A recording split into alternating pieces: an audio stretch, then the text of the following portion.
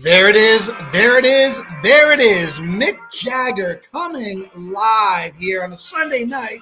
That means one thing. It's Unlock the Middle, and we're coming at you live from across the country. And we're talking here about things in education that just make us a little bit better. My name is Dean Packard. I am the proud principal of Bay Path Regional Vocational Technical High School in Charlton, Massachusetts. And as always, I have my sidekick, Mr. Josh Tovar from the great state of Texas, who joins me. And we always find those diamonds in the roughs to talk about. So, hey, everybody, thanks so much for being here tonight. Josh Tovar, how are you, my friend? It's great to see you as always. Doing great, Dean, here. Lone Star State with a nice, cool 105-degree temperature. 105? And then for the foreseeable future, 100 plus. So you know what? It's out there, but it doesn't matter. Hey, Josh Tovar, Proud Principal, Memorial Pathway Academy in Garland ISD, Garland, USA, ready to rock and roll with Dean. You know what, Dean? We had a great guest today. He's been on before. He was promoting his let me turn off my cell phone. How uncouth of me. Craig Boykin. He was going to join us today, but something happened at home, and so he had to tap out because family first. Family first. There was a situation he had to deal with his child, and so you know what? He's a great guest. We'll rebook him again. He went from a GED to a PhD. Just a couple of months ago, he was presenting at, I believe, Harvard, one of the Ivy League schools. And that's talk about a reflective moment. You know what I mean, Dean? A kid that went through cocaine, mom using drugs, him being beaten by his stepdad. And then he ends up teaching seminars at Ivy League school. That's what this beautiful country allows us to do, you know? I know, Josh, you know what? We did have the pleasure of having him on before, and his story was absolutely amazing. I was glad to get the recap once again to find out where he's at. And as you said, family first all the time. We take that motto into our regular workplace. This is what we do. And sometimes you got to adjust on the fly, and you got to make the time be something that's still special. And you know what, Josh? I have every faith that you and I are going to talk about something tonight that's going to make somebody better out there. And I look forward to having Craig back on again when things get a little bit better for him. But again, let's talk about this for a second, my man. Your school's already open tomorrow. Tomorrow, I have a New Teacher Institute, Monday and Tuesday. We're going to welcome back a number of new teachers to our building, which I find very exciting. It's a chance to plant seeds with them and give them a little taste of the pie and what it's like to be part of our educational team. That excites me because it gives me an opportunity to think about the speeches that I can throw out there, and more importantly, to have them see who I am as a servant leader to help them become the best that they can be.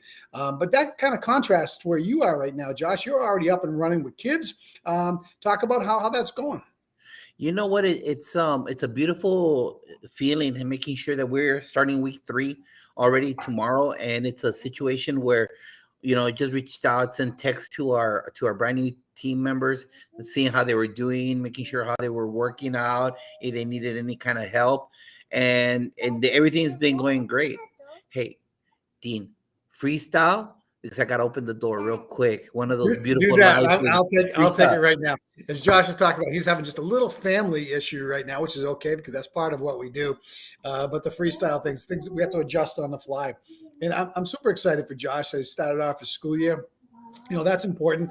We're looking to start off on the 30th of this year, having students back in school, and probably much like a lot of schools in New England having the same type of issue. But we've done all the pre-work at this point in time, and now we are just about ready to roll. And I always love to think about, how other schools across the country are either a little bit ahead of us or the systems in place are all the same, but I love that they're ahead of us. And, it has something to do with that 110-degree weather, I'm sure, down there. But, New England's kind of traditional with their school calendar and what that looks like, September to June, and that's kind of where they go. And we get the 180 in there. So, hey, glad you took care of your child. You lock the door so your 4-year-old don't skedaddle outside in the street. But doesn't matter, man. It doesn't matter. And hopefully we get some of our normal viewers to reach out and let us know if they already started the school year. And you see this on the rebroadcast, please share and like it. Help us with the algorithm. And I think right now we need to spend like 2 or 3 minutes thanking everybody out there, Dean, because lately the shows have been reaching like around 10,000 views. And we're very grateful that you all give us some of your time. The known commodity that we really have no control about is time. Everything else we have control about. Sooner or later, money, wealth, watches, whatever it is, all that is controllable, but not time. And you choose to spend some time with us. So I'd like to reach out to everybody out there, whoever listens to us. Thank you very much for giving us some of your time, because you know what? I really do believe that iron sharpens iron. And whenever we do have guests here, whether it be administrators, whether it be superintendents, whether it be speakers, writers, and authors, I become a little bit better. What do you think about that? I'll tell you, Josh, you're 100% correct. And you know what? I call it the validation moment. And, you know, not only that, you see the things that people are talking about, but then they dig a little bit deeper and offer you just a few more tools to help your toolbox grow. And, you know, as a servant leader, you and I both know our job is to continue to build our own toolboxes so we can better serve the people around us. And so I always say every Thursday night and every Sunday night is a PD opportunity for me to grow, build capacity, and then share out. And, you know, we've got a collective library right now with, gosh, man, I'm going to tell you, we probably have over 700 episodes in here of different times that we've brought people on in different educational topics. So for me, that and it never gets tiring, Josh. You know, every Sunday night I say to myself, who's next? What's going to happen? How am I going to become a little bit better? And if we can make that mindset be the same for all of our teachers or everybody within our learning communities, guess what happens? Schools win. They just win. And that's what excites me most. You know, I start thinking about, you know, starting of a new year, what that looks like and what my responsibilities are as the leader of the school. And it's plain and simple. It's to set a tone that's going to be accessible to everybody and make it feel as though that everybody that's on our team can feel comfortable about coming to me or to somebody else to collaborate to get a little better. I mean, I'm sure you agree with that, Josh. Right. And you know what, Dina, let's dig a little bit deeper into that, because I think that this is a very important conversation to have for established leaders like yourself. Because you know what, we have conversations a lot about brand new educators, brand new teachers, brand new to the role. But you know what about that individual that moves from somewhere that was established? And I've asked you this before in other shows, you were a strong commodity in one campus. And then you moved over, taking the tools that you have to a brand new place. And I think that you could feel what I'm about to say is not all those tools you could use again, because it's a different environment. It's a different mindset, because you don't know you think you know what you're walking into until you walk into it. And once you walk into it, then you go, oh, I can't use this one anymore. Oh, I might use this one in a year. Oh, hold on. This one for sure I cannot use. So I think that let's pick your brain, Dean Packard, someone that was an established administrator, and obviously maintaining confidentiality. I know you can't go into the weeds about a lot of stuff. You transitioned from middle school for over 18 years, and now you went to a high school that you graduated from, which might be awkward for some people, and then you are walking into a specific mindset. What does that do for you? I'll tell you, Josh, I'm glad you said that. I find it really interesting because the relationships that I have established in the place where I was were second to none. People felt as though they could come to me at any time. When you walk into a new institution, you have to recreate those relationships, and you have to show, and you have to earn the trust. You have to earn the fact that you are a servant leader, that you are going to be there to support everybody. I think there's a lot of fear, the unknown. Whenever a new administrator comes in, I think so let's say you have 160 staff members in a building, 1,200 kids. New principal comes in, no matter male, female, doesn't matter who, there's going to be a period of time where people are going to be nervous. And what I try to say, and I try to get out to all the employees in my school that I'm at right now, if you take care of kids and you take care of each other and you are professional and you follow the simple rules of coming to work on time, doing your very best, be creative, try to make things happen that are great experiences for kids, you'll get the keys to the institution and you'll get tremendous support. And my other part of this here is if you step out of those lanes, then we have a responsibility to ensure that we hold conversations that are going to help recreate your mindset. And what I mean by that, and it's not, and Chris Starcheski said this well, we're very soft on people, but hard on issues. And the thing is, kids are our issue. Everything we do is for kids. We can't forget that. We're not an adult employment agency.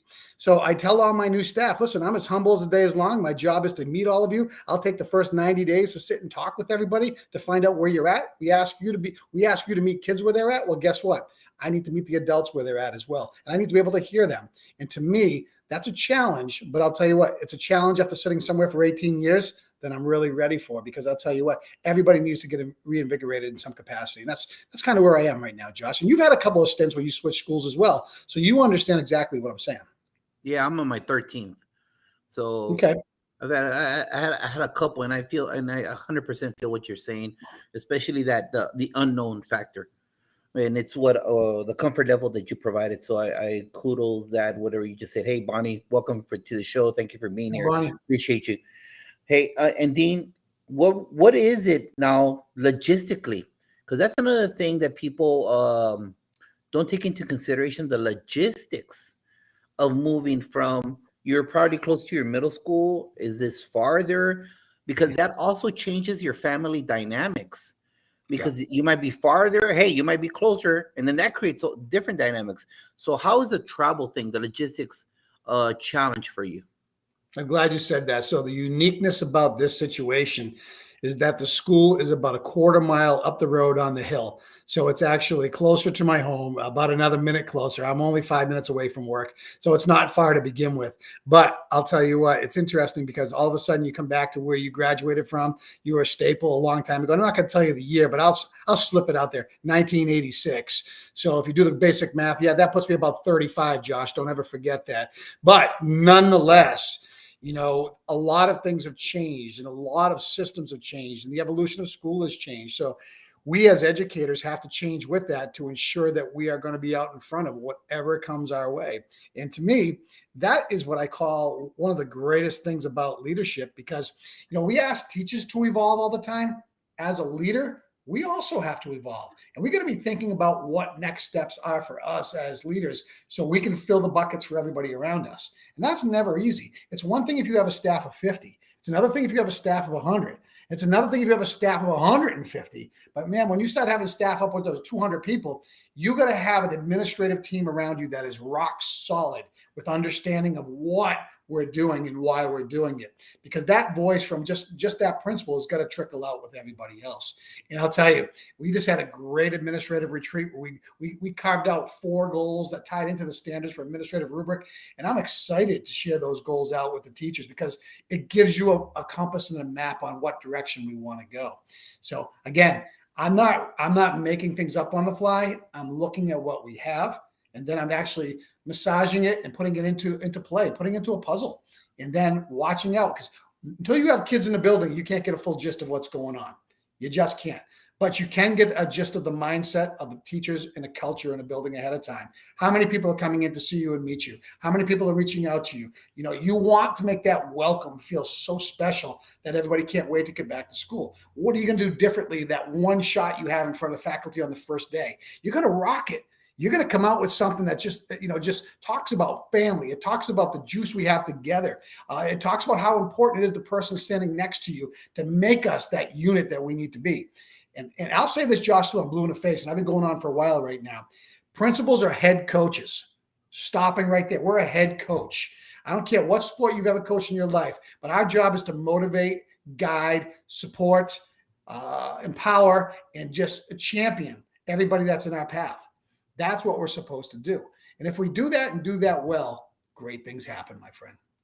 I agree. And that's a great comment that you said is, you know, everything's a coachable moment, even for ourselves, even when we mess up. You know, as human beings, we're flawed creatures and also as leaders. And so it's that time aspect of it. So let me go into a little bit. This is going to become the Dean Packard show. Dean Packard. Wow.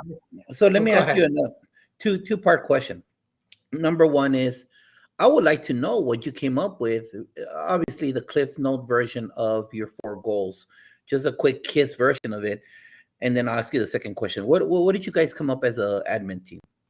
So you talk about the standard 4 things that we have. We have a rubric that has 4 standards in that. The first 2 standards talk hold on. Is that you created it or is that your district? Well, no, there's a state rubric for administrators that is created. Our job is to look at the rubric and find what goals we're going to use to tie into the existing rubric. So again, when we talk about we talk about teachers that connect with kids. We look at engaging lessons. We look at lesson plans that are creative and innovative.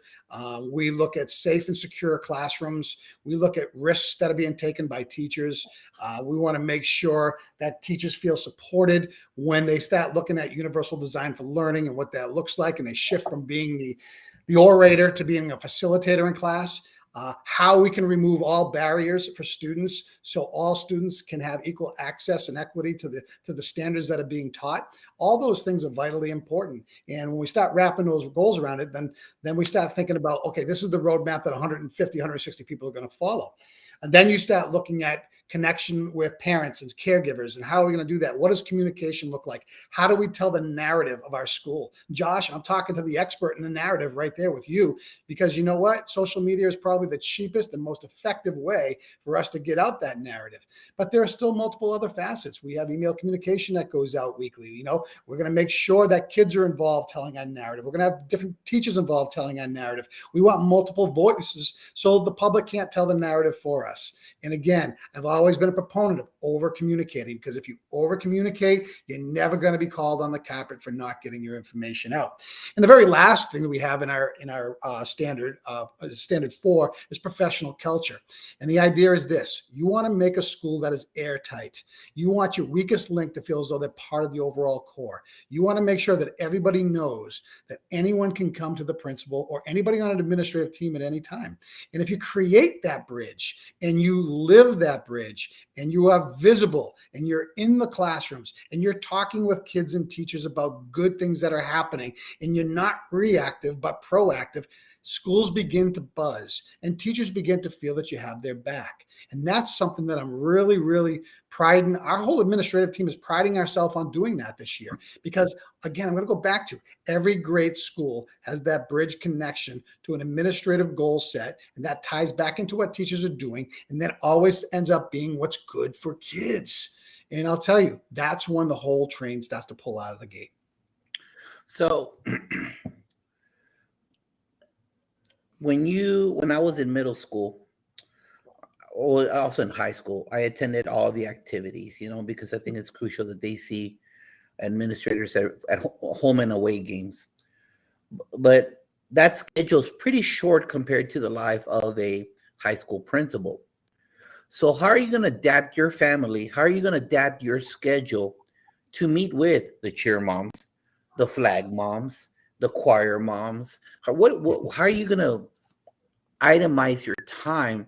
It's going to be football season. It's not Texas football, but you got to Jack football. We got a great program. Yeah, and you're right. It is going to be time consuming, Josh. But I'll tell you what, I'm blessed because it's not my first rodeo. My kids are older. They're 27, 25, and 23. They don't need as much attention as they did when they were growing up.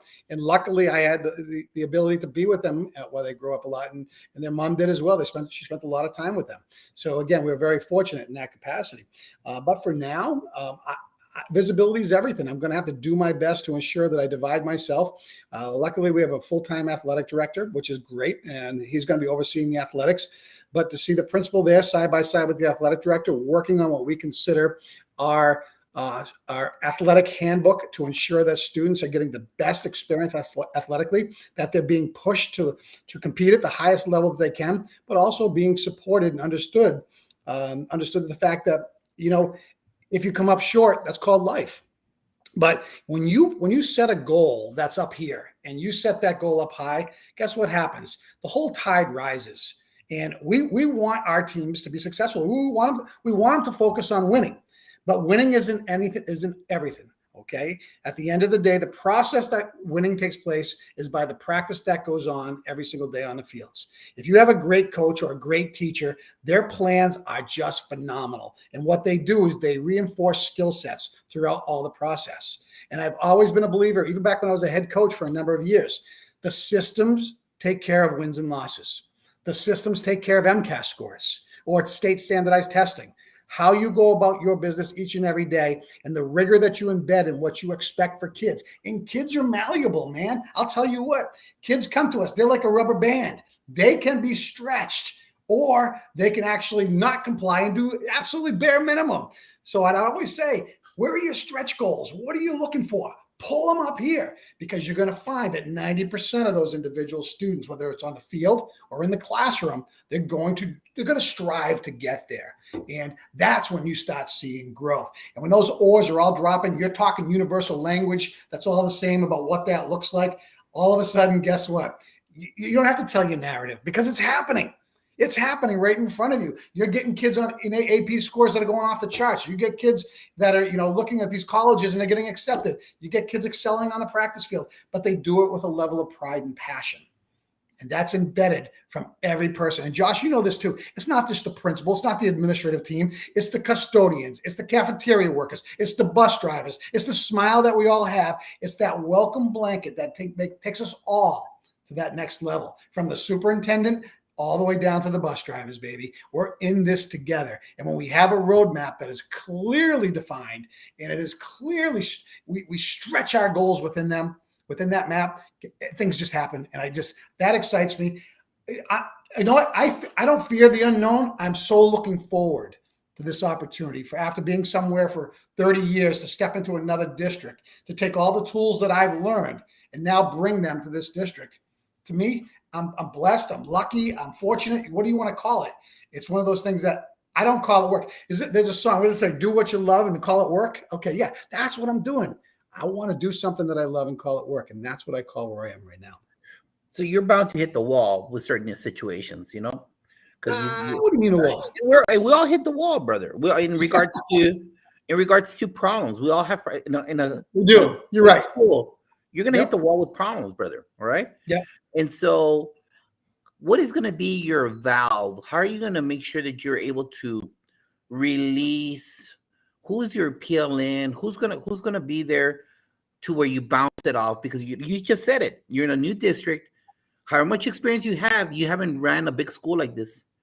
How are you gonna be bouncing off? Because you're gonna be facing stuff that you're gonna say. And like you said before in many podcasts, I've been there. I was an assistant principal. We had systems in place. Here, you're establishing your vision. And you're going to hit the wall with stuff. It happens. Yep. How are you going to reflect and recharge again whenever you do hit those walls? Well, I'm going to tell you what I did. So I hit the wall a little bit this weekend. So even when I was just doing some things, something came up. There was an issue, and I won't get into what the issue was. But what I would say to any leader is, you follow through when issues hit. You follow through. You ensure that you close the circle. You ensure you talk to the teacher. You ensure you talk to the parent. You ensure you talk to the individual that's going to support the teacher.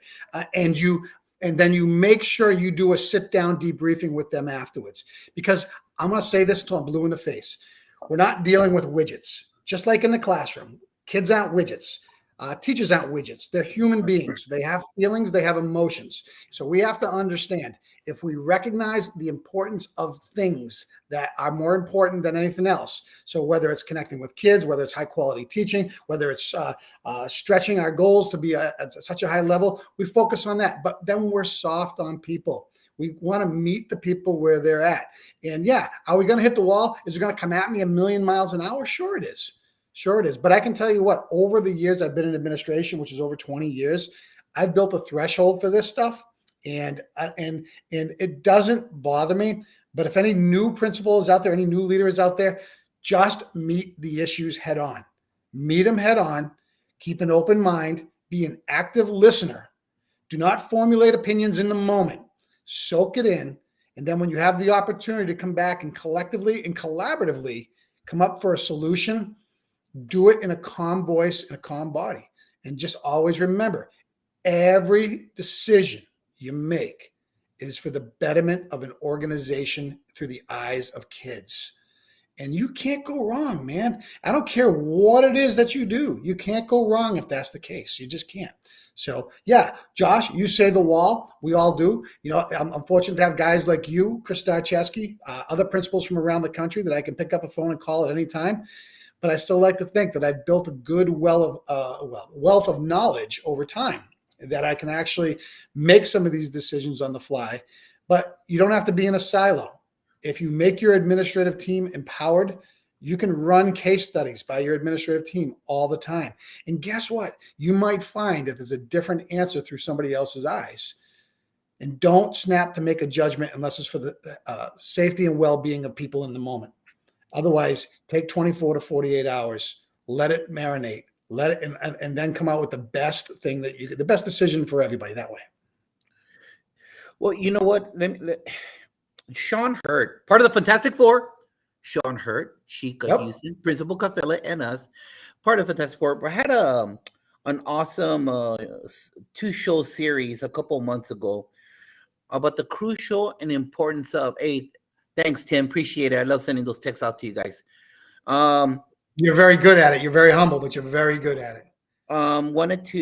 He talked about the most important part that is never talked about is the spouse to a high school principal, because the spouse needs to know what truly you're facing in a big school. You know, how big is your school, brother? How many kids? 1,200 kids, about 175 teachers. 1,200 kids? 1,200 kids. Okay. So you've got schools 1,200. I've seen school 3,000. I ran a school as 2,500. And so you have this situation where really many times your partner knows what you do, but they don't know what you do and the details. Because if you, take a picture of yourself right now and then take a picture in 4 years, brother. All right. Because that cherry really drains you.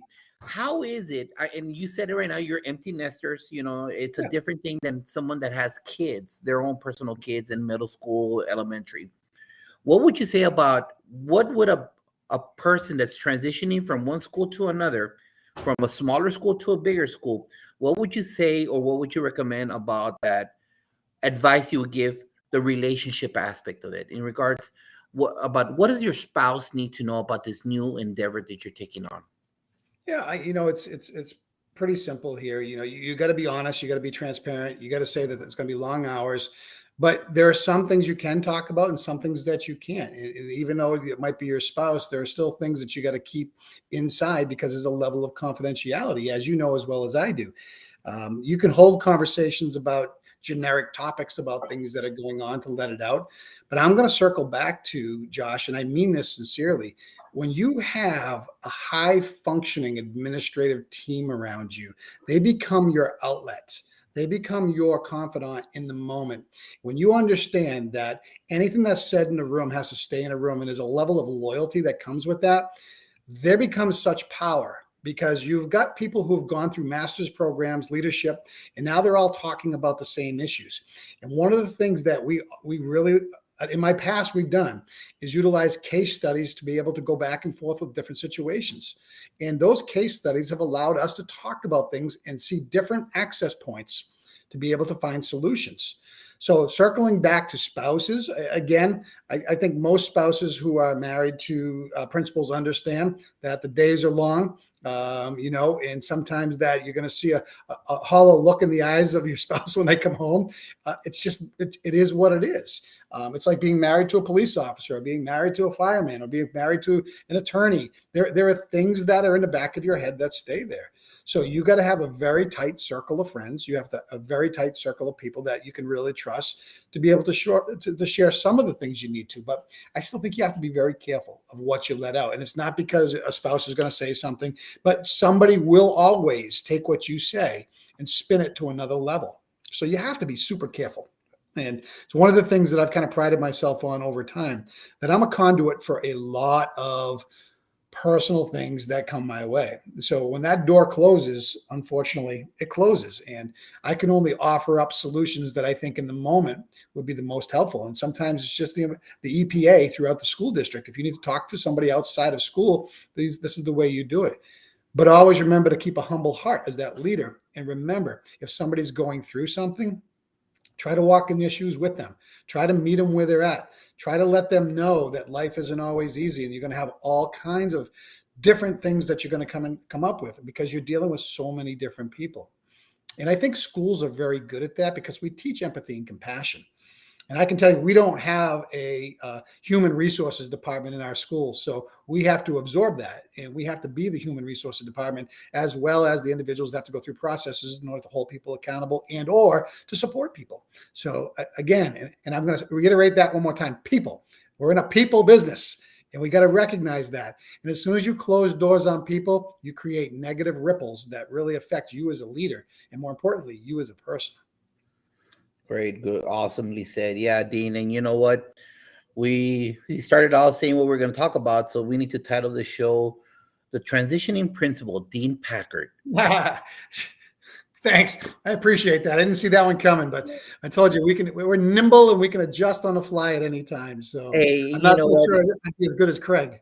Like we said, we'll get Craig Boykin back on, and it's one of those things that we a lot of times you and I we talk before the show, then hey, everything good, and we take off, and it's good to throw away throw ideas between us here, because you know what, there is something to be said about the saltiness of our situation with the chairs that we sit in, and 100%. And the quality of stuff and experiences that we have, because ultimately, you know what, Sir Giovanni never taught us about cheerleading moms. Sir Giovanni never taught us about the weebies.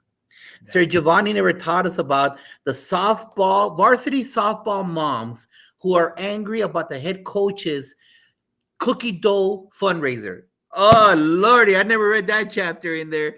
And so it's those things that it's amazing that Hollywood cannot write the stuff that we've witnessed. And you ask all administrators, what we go through sometimes, Hollywood could never come up with that. You're right. You're 100% correct. But I'm going to go back and tell you this for all you administrators listening out there. Just follow through. Return those emails. 24 to 48 hours. Make those phone calls to close the loop. You get in the biggest trouble as a leader when you leave things open-ended. People just don't understand. They don't think that you have the capacity to work and do what you do if you leave a bunch of things open. So keep a running list of what you have in front of you. Check those boxes off as you do that. Smile when you complete the circle, and get out there and bump some fists with the kids and your teachers who are doing a great job. Find them, take those pictures, put them up on social media, celebrate the hell out of them, because guess what? Those are the positive ripples we get when we're going through the trenches and dealing with lack of a better word, the continuous BS that we get sometimes, Josh, because it's what it is. But one could argue it's someone's opinion, and you have to respect everybody's opinion when it comes your way. But you got to find closure, and you got to make sure you teach the people in the positions, whether they're athletic director or team leaders or whatever, to close the circle as well, because that just tightens up the ship, and that makes people feel better that they've been heard. Not always going to get the answer you want, but you've been heard. We have a common solution, which is good for kids. And it wasn't as though we just turned the other way and didn't want to hear what you have to say. So again, after all these years, that's probably the best advice I could give to anybody else. Agreed. Have the awkward conversation. Don't put it off. Yeah. Just sit down and say, "Hey, talk to me." And like you said, what does Chris say?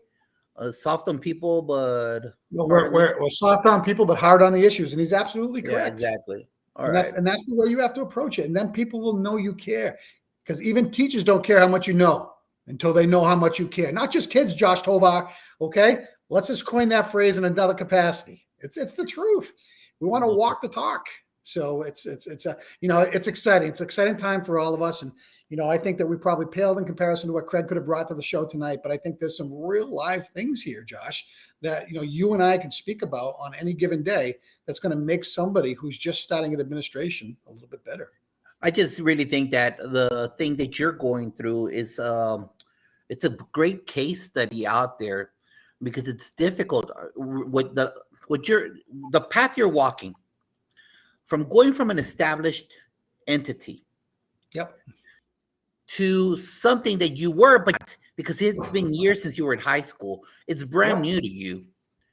And then when you're there, you've got dynamics there, and you've got a new logistical schedule for you, and you have a new district. There's so many variables that can set up somebody that doesn't have a strong constitution for failure. And it's because you're looked upon as, quote unquote, air quotes, the solution. Because you can't say, oh, it was the other guy. Oh, it was the other guy. They didn't hire you to say it's the other guy. They hired you to make sure you take it up to the next level, going from good to great. And so it is a beautiful thing to see this as an administrator, what your transition is. So when I was thinking about it, what should we talk about? I think it's crucial that your journey for this year is really chronicled so that people can pick up from your steps. I think this is a great thing to view. And, you keep it like a little running log. Hey, this is what's going, the good, whatever you feel comfortable, that's not good, that put it out there because of obviously confidentiality. But not a lot of people know how to transition from school to school. I'm letting you know. Not a lot of people are successful. And the very first person that's not a true leader will blame the other person. Because you know what? No one wants to hear. No one wants to hear the other guy. Hey, the other guy's not here. You are. It's your job to make sure you do it. And that's why right away you find strengths in the people around you and you build their capacity. Right away, I put together a scheduling team just to ensure that the schedule is going to be accurate and be ready for the opening day of school. That's something they've never done before. Creating systems that have never been in place before, that are universal in design, that build upon multiple people's strengths. Wow, why do I have to hold every key? My job is to facilitate every key in a building, not hold every key in the building, because there are people smarter than I am. There are people with more experience than I have. And guess what? Shame on me as a leader of a building, because I have the title, that I don't utilize them from their side and their capacity to make our school a better place. And then, you know what? From an efficiency standpoint, thank them. Be sure when they reach their goal, you tell them how proud you are of them and what they've just accomplished for everybody in our building. Because a lot of times people forget to do that as well. And I'll tell you, that's just we call that, again, closing of the circle, and how important that is to ensure that everybody feels that. We'll call that little bit of gratitude towards getting to the end of something and seeing that it works. I'll say this one more time here, Josh, and even starting with the secretaries in my school, when they're all in their own silos doing things differently, what an amazing thing it was to listen to them all speak at once and talk about the best practices that they used and how not to kill 1,000 trees to do something, and how to use something that is just more means of efficiency, because the only thing that people want back is time. And if you grant them time by changing systems, all of a sudden, you're the new John Dewey of public education, because you just did something that nobody else could do. And it's not rocket science. It's talking. It's coming together. It's collaborative practice. It's reflection. It's looking at things you do, looking at your roadmap, and making tweaks along the way. So being a successful leader doesn't have to be difficult. Just have your guiding principles that you follow, and do them with conviction, and do them with fidelity. And guess what happens? Schools begin to grow and they begin to come together. And, we haven't even talked about culture yet. I mean, we talked briefly about it, but a school culture is everything. And how people feel about people in your building is everything. It's everything. Because kids will read that in 2 seconds flat if they feel as though the things are falling apart. They are the first people to pick up on it. Exactly. So we don't want to be that school. We want to be that school. We want to be that school that's just rocking it on all levels. So great stuff right there. And you know what I think? I think we scored a touchdown. I think it's not even Thursday night, brother. Sorry, that's the wrong Thursday. Hey, everybody. You know what? Follow this guy over here. Everyone knows him for social media. This guy just puts out diamonds all over. This guy just something else. Follow this guy. He's going to show that journey, that transition. But most importantly, check out our Red Zone show coming up. We've got the final podcast smash, number 5. Different podcasters joining us this Thursday. And the following Thursday, Women in Leadership. I'm really stoked about that. We had some good guests coming in for that one. Huh? Yeah. I'm stoked about that too. I saw that on the agenda. That's going to be a really fun night. So that's coming up around the corner, making sure all of you are on board. And now we're already booking for the fall semester. So if you're interested, please reach out to this guy over here, this young man over here, or myself. This guy over here. Let us know if you're interested. After September, this is what the boss said, the guy that created this. He said that we're going to start going office hours, our 20-minute show after September the 15th. I don't know why the 15th. He wants 15th, so we'll do 15th. After the 15th, we'll do the 20-minute show. So we'll be going back after that. Tuesday, Thursday, Sunday, Tuesday, every other day, making sure that we bring the experts to the table, because that's how we're going to grow stronger together. Iron sharpens iron. Thank you for being here tonight on the flagship show. Today's show, the transitioning of a super principal from middle school to high school. Make sure you put that on the Chiron, sir.